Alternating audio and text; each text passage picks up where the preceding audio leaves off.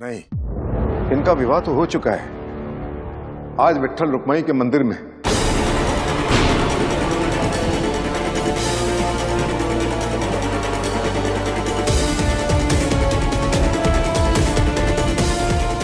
तभी हम सोचे कि कुंडली गलत कैसे हो सकती है।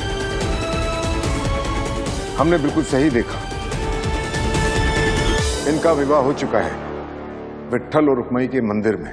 जहां एक तरफ पंडित जी के आशीर्वाद लेने के लिए सुरेखा रीवा और ईशान को बुलाती है, वहीं पर अब ईशान को शगुन का टीका देने से ही पहले पंडित जी ईशान को देखकर चौंक जाते हैं कि हो ना हो ये वही लड़का है जिसका कुंडली उन्होंने थोड़ी देर पहले देखा है और जिसका कुंडली ये बताता है कि उसकी तो शादी हो चुकी है। पर अब ये बात मानने के लिए कोई तैयार नहीं हो रहा है कि ईशान की शादी हो चुकी है, जब पंडित जी स्वयं बताते हैं कि जैसा उन्होंने पहले भी कहा था कि विट्ठल और रुक्मणी की विवाह के दिन उसी शुभ मुहूर्त में यही लड़का एक दूसरी लड़की के साथ शादी किया था मंदिर में। और पंडित जी फिर बताते हैं कि उन दोनों की शादी ऐसी मुहूर्त में हुई है कि वो हमेशा हमेशा के लिए एक दूसरे के ही होके रहेंगे।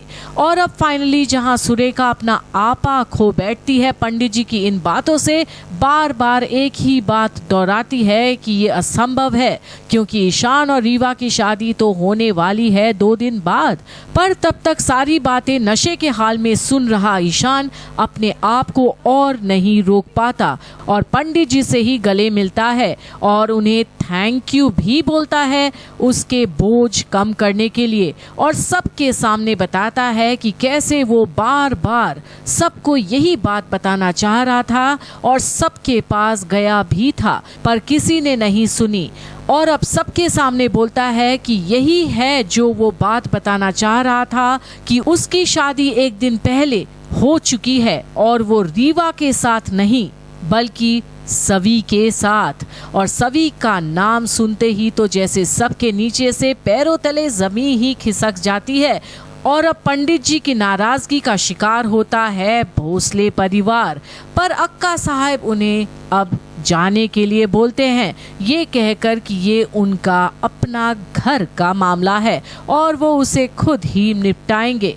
पर ईशान तो ठान के रखा है कि अब रीवा नहीं बल्कि सवी ही उसकी पत्नी बन चुकी है और ये सच है जो जल्द से जल्द सब मान ले। तुम्हारे साथ नहीं, सभी के साथ।